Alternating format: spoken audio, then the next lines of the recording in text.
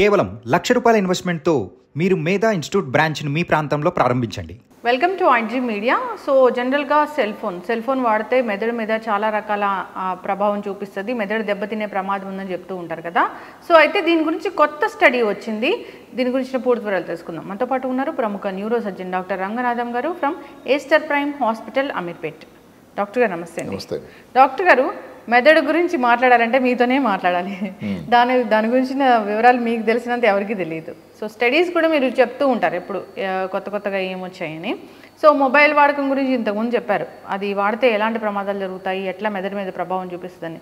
అయితే కొత్తగా ఏదో స్టడీ వచ్చింది, ఇది మెదడు మీద ఎలా ప్రభావం చూపిస్తుంది అనేది అన్నారు. అది ఏంటిది డాక్టర్ గారు? అదే ఈ మధ్యన కొన్ని రోజుల క్రితమే ఈ స్టడీ, ప్రపంచ ఆరోగ్య సంస్థ WHO స్టడీ. ఈ ప్రపంచ ఆరోగ్య సంస్థ ఇంకా కొన్ని సంవత్సరాల క్రితం సెల్ ఫోన్ వచ్చిన కొత్త రోజుల్లో ఏం చెప్పారంటే, తలకు దగ్గర పెట్టుకొని చెవు దగ్గర పెట్టుకొని బాగా వింటూ ఉంటే, ఎక్కువసేపు మాట్లాడుతూ ఉంటే, లాంగ్ డిస్టెన్స్ కాల్స్ చేస్తూ ఉంటే మెదడు మీద దాని ప్రభావం ఉంటుంది. ఎలాంటి ప్రమాదము? మెదడు లోపల ఒక 8వ నంబర్ నరం ఉంటుంది, చెవు నుంచి ఏదైతే వినికిడి కోసం ఉపయోగపడే నరం, ఆ 8వ నంబర్ నరం మీద ట్యూమర్ లాంటిది రావచ్చు. దాని ప్రభావం ఉంది అని, వెస్టిబులర్ న్యూరోమా అని దాని పేరు. అలాంటి ట్యూమర్ వస్తే ప్రమాదము, దానికి ఆపరేషన్ పడుతుంది అని చెప్పారు. సో ప్రజల్లో నిజానికి భయం ఉంది. అదే WHO సంస్థ ఇన్ని సంవత్సరాల తర్వాత చాలా పెద్ద స్టడీ, ఎందుకంటే ప్రజల్లో నిజానికి ఇన్ని సంవత్సరాలు ఎంతోమంది అడగని రోజులు ఉన్నాయి. ఇప్పుడు ఎందుకంటే ప్రపంచం అంతా చూస్తూ ఉంటే 15 బిలియన్లు మొబైల్ ఫోన్లు వాడుతున్నారు. నమ్ముతారా? భారతదేశంలోనే 1.5 బిలియన్లు ఉన్నాయట. అంటే భారతదేశంలో 85% జనాభాకి కవర్ అయిపోయారు మొబైల్తో. అంటే 15%కే మొబైల్ లేదు. స్మార్ట్ ఫోనా మామూలు ఫోనా పక్కన పెట్టండి, అంటే ఇంత వాడకం గొప్ప ఉపయోగకరమైనటువంటి సాధనం. అమెరికాలో పిల్లలు ఉంటారు, మనవళ్ళు ఉంటారు, ఏం చదువు రానక్కర్లే, ఒక్క ఫోన్ చేస్తే ఎంతసేపు పడుతుందండి? ఒక సెకండ్లోనే అక్కడ కనెక్ట్ అయిపోతుంది. పాత రోజులు మన అందరికీ గుర్తున్నాయి కదా. ఒక టెలిఫోన్ మాట్లాడాలంటే టెలిఫోన్ ఎక్స్చేంజ్కి వెళ్ళి అమెరికా వెళ్ళాలంటే, లేకపోతే ఇంకో ఊరు ఢిల్లీ చేయాలన్నా కానీ టెలిఫోన్ ఎక్స్చేంజ్ కోసం ట్రంక్ కాల్ బుక్ చేసుకొని, లేదంటే ISD బుక్ చేసుకొని అది వచ్చినంత వరకు వెయిట్ చేయాల్సిన రోజులు. ఇంత గొప్ప సమాచార విధానం వ్యవస్థ పెరిగింది. ప్రాబ్లం వల్ల అప్పుడు ఈ అనుమానం పెట్టేసరికి ప్రజల్లో ఇంకా అనుమానం ఉండనే ఉంది. అదృష్టవశాత్తు ఈ ప్రపంచ ఆరోగ్య సంస్థ మళ్ళీ నడుము కట్టి దానికి 28 సంవత్సరాల స్టడీ ఒకటి, 10 దేశాలను 13 మంది ఎక్స్పర్ట్లు, 63 స్టడీలు, అంటే వేరు స్టడీలు, ఇవన్నీ నికరంగా ఒక సారాంశం ఇచ్చారు. అబ్బాయిలు అమ్మాయిలకు కూడా ఏమాత్రం మీరు కానీ మొబైల్ ఫోన్ వాడినా కూడా ఏదైతే ముందు మేము చెప్పామో క్యాన్సర్ వచ్చేటువంటి ట్యూమర్, బ్రెయిన్ ట్యూమర్ వచ్చే ప్రమాదం ఉంది అన్న దానికి ఏమాత్రం ఆస్కారం లేదు. మీరు ఎంతసేపు మాట్లాడుకున్నా ప్రమాదం లేదు.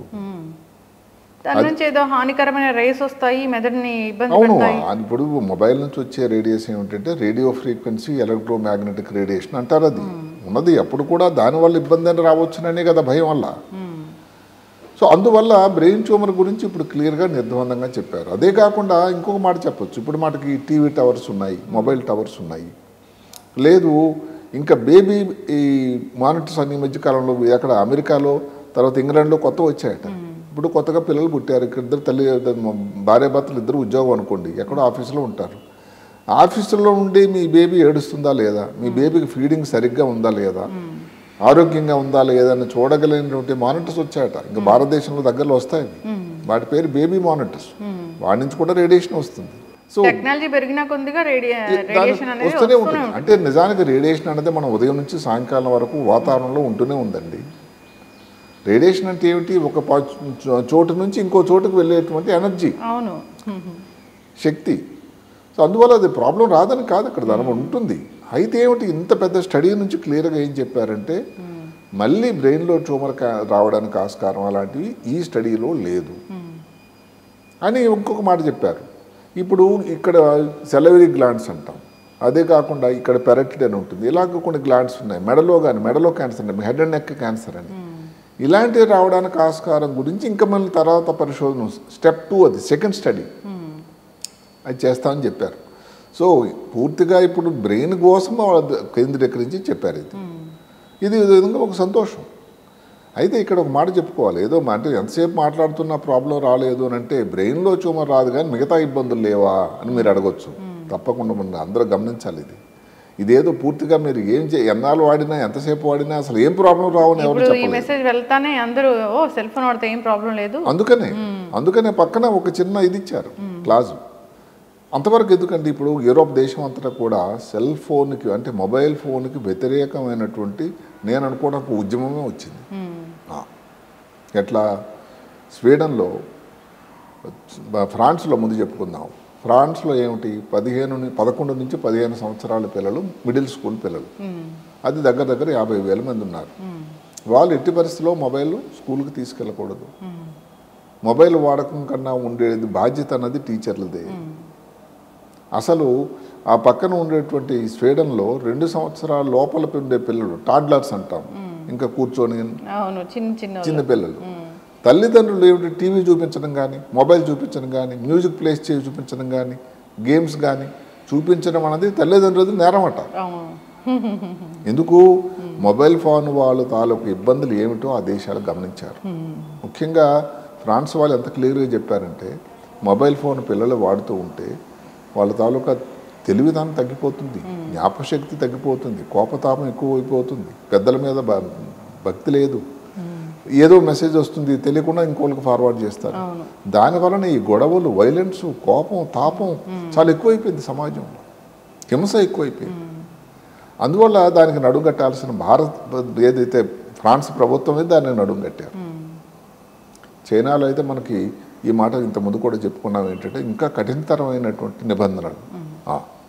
అంటే 4 సంవత్సరాల లోపల పిల్లలు అయితే 1 గంటే వాడాలి, 5 సంవత్సరాల నుంచి 8 సంవత్సరాలు అయితే రోజుకు 2, అది కూడా స్కూల్ కోసం ఏదైనా ఎడ్యుకేషన్ అవసరం, తల్లిదండ్రుల పర్యవేక్షణలో 12 సంవత్సరాల వాళ్ళు 3 గంటలు వాడచ్చు అని క్లియర్గా చెప్పారు.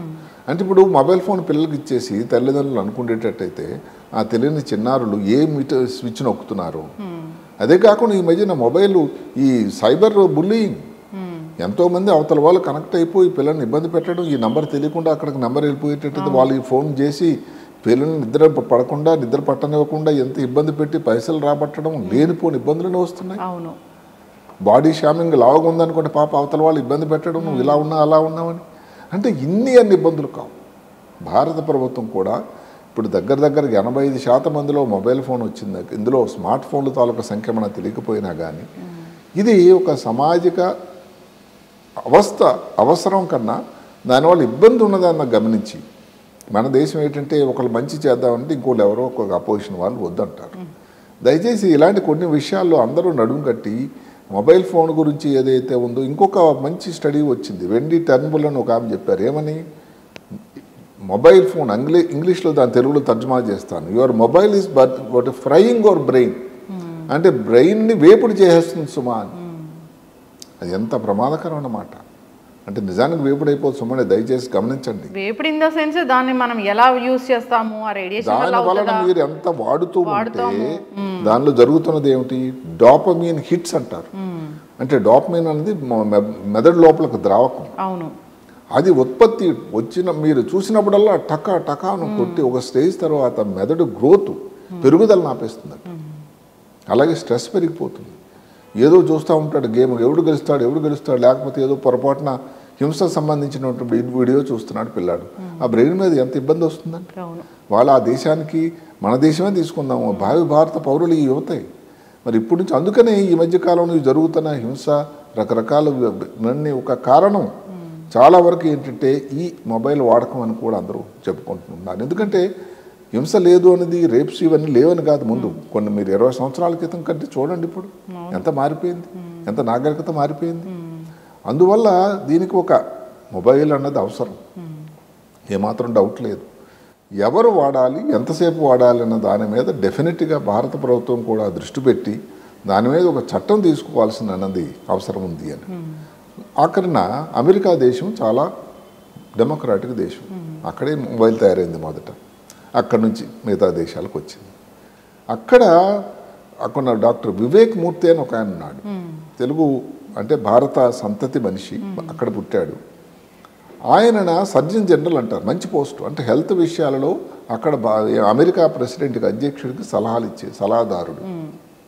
ఆయన మధ్యన ఒక మాట చెప్పాడు, ఇక నుంచి ఏదైతే ఒక సోషల్ మీడియా ఒక వీడియో వేస్తున్నారు, ఇంకేదైనా ప్రోగ్రామ్ వేస్తున్నారు, దాని మీద ఒక లేబుల్ రావాలి.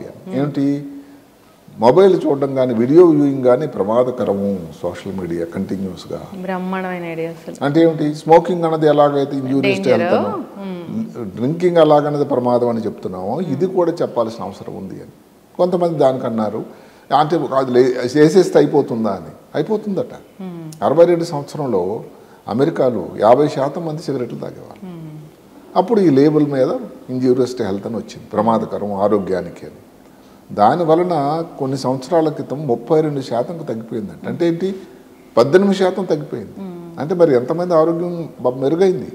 అంటే ఈ లేబుల్ వేయడం వల్ల పూర్తిగా మానేయకపోయినా ప్రజల్లో ఒక ఆలోచన, ఒక భయం ఇలాంటిది వస్తుంది. కాబట్టి ఇలాంటి ఆలోచన కూడా భారత ప్రభుత్వం చేయాలని. ఇప్పుడు ఒక టీవీలో ఒకటి వస్తుంది, హూ ఈజ్ వాచింగ్ అని, ఎవరు ఆన్ చేయగానే. అలాంటిది అడిగిస్తే అవతల వాచింగ్ అన్నది పక్క ఎడల్ట్స్ అని చెప్తే పిల్లలు ఆన్ చేస్తే ఎలా తెలుస్తుంది వాళ్ళకి? అంతే కదా. ఒక కాలం వస్తుంది, హూ ఈజ్ వాచింగ్, ఏజ్ అంతా. ఇప్పుడు టైప్ చేసి పెట్టాడు 35 అని, అవతల టీవీకి తెలుస్తుందా? తెలియదు. అలాంటి కొన్ని ఇబ్బందులు ఉన్నాయి. కాబట్టి ఒక చట్టం అంటే ఇది చూస్తే ప్రాబ్లము, ప్రమాదం, తల్లిదండ్రులకు బాధ్యత, లేకపోతే టీచర్లకు బాధ్యత అని. ఒక ఏజ్ తర్వాత సరే 35, 25 అయిన తర్వాత వాళ్ళ బాధ్యత వాళ్ళకి తెలుస్తుంది. జీవితంలో ఉద్యోగంలోనో స్థితిగతులు అన్నీ సెటిల్ అవుతాయి. అలాంటప్పుడు సరే వాళ్ళ ఇష్టం, అది వదిలేయాలి. కానీ చిన్నపిల్లలు ఏదైతే ఆ దేశానికి ముఖ్యమైనటువంటి వెన్నెముక ముందు జీవితానికి, కాబట్టి వీళ్ళ మీద కొన్ని నిబంధనలు కట్టుబాట్లు అవసరమైతే ఉండాలని ఇంకా భారతదేశం కూడా ఆలోచించాల్సిన అవసరం వచ్చింది. ఖచ్చితంగా డాక్టర్ గారు చాలా చక్కగా చెప్పారండి. స్టడీస్ వస్తూనే ఉన్నాయి ఈ మొబైల్ ఫోన్ వినియోగం గురించి. సో ఇప్పుడైతే ఇది కొంచెం ఊరటగా అనిపించినా కానీ, ఏదో మెదడుని పాడు చేయదు, అట్లా మెదడు క్యాన్సర్ రాదు అట్లా చెప్పినా కానీ, ఓవరాల్గా మొబైల్ వాడకం అయితే మెదడుని ప్రభావితం చేస్తూనే ఉంటుంది. అందరూ అదే దయచేసి గమనించాల్సింది ఏమిటంటే, ఈ స్టడీ ఇంత పెద్ద స్టడీ 63 స్టడీలు తాలూకా మేలి కలిక నికరం మెదడు లోపల ట్యూమర్ రాదు అని. అంతే తప్ప మొబైల్ వాడుతూ ఉండండి విచ్చలవిడిగా దానివల్ల ప్రమాదం లేదని ఎక్కడ చెప్పలేదు. అందుకని ఈ విషయాన్ని మనం దృష్టిలో పెట్టుకోవాలి. ఖచ్చితంగా డాక్టర్ గారు జాగ్రత్తగా ఉండాలని కోరుకుందాం. ఏదైనా కానీ అతిగా వినియోగించకూడదు. టెక్నాలజీ మన అభివృద్ధికి ఉపయోగించుకోవాలి, కానీ ఇలాగ మన హెల్త్ వినాశానికి కాదు. అవును, ఖచ్చితంగా డాక్టర్ గారు. సో మొబైల్లో ఈ మొబైల్ని ఎలా ఉపయోగించాలి, ఏ పర్పస్ అది మన తయారు చేశారు, ఎలాంటి వీడియోస్ చూడాలి ఏంటి అనేది పూర్తిగా అందరికి అవగాహన ఉండాలి. పిల్లలకు కూడా మనం చెప్పాలి అసలు ఏంటి, వాట్ అనేది. సో దీని గురించి ఇంకా స్టడీస్ రావాలి మీరు అన్నట్లుగా. ఎందుకంటే ఇవన్నీ ఈ ప్రభుత్వాలు కూడా ఎందుకు చేయాల్సి వచ్చిందంటే, పిల్లలు ఏడుస్తున్నారు, వంటింట్లో తల్లి ఏదో పనిలో ఉంటుంది, ఒక మొబైల్ ఇచ్చేసి అదేదో గేమ్స్ చూస్తే మా పిల్లాడు ఊరుకుంటాడు అనుకుంటేసరికి అప్పటికి బాగానే ఉంది, పిల్లాడు ఊరుకుంటాడు. తర్వాత దాని ఎఫెక్ట్ బ్రెయిన్ మీద ఎంత వస్తుంది, వాళ్ళకి స్కూల్కి వెళ్తారు, కాలేజీకి వెళ్తారు, వాళ్ళు ఎట్లా తయారవుతున్నారు, ఇవన్నీ వాళ్ళ స్టడీ. అమెరికాలో కాల్పులు స్కూళ్ళలో ఏమిటంటే పిల్లలు గన్నులు తీసుకొని వెళ్ళి ఎంత హింసా ప్రవృత్తి పిల్లల్లో దానివల్లే వచ్చిందని దాని మీద కట్టుదిట్టం చేయడానికి అన్ని దేశాలు కూడా కడుతున్నాయి. భారతదేశంలో కూడా ఏదైనా చట్టం చేయాల్సినటువంటి అవసరం వచ్చింది అని నాకు అనిపిస్తుంది. ఖచ్చితంగా మీరు అన్నట్లుగా ఏదైనా వీడియో వస్తానే దాని ముందు ఈ mobile phone injurious to our health అనేది వేయాలి. దానివల్ల భయపడే వాళ్ళు, దానివల్ల ఆలోచించే వాళ్ళు ఉంటారు. మనం స్టడీ ఇంతకుముందు చెప్పాము, అమెరికాలో జరిగినటువంటి సన్నివేశమే, ఏదో ఇంకా మన చిన్న ఆషామాసి చిన్న దేశం కాదు. దానివలన 50% స్మోకింగ్ చేసే వాళ్ళ నుంచి 32%కి అయిపోయింది. అంటే ఎంత బాగా తగ్గింది, కొంతన్నా ఎంతన్నా బెటరే కదా. డాక్టర్ గారు చక్కటి ఇన్ఫర్మేషన్ అండి, ధన్యవాదాలు. నమస్కారం.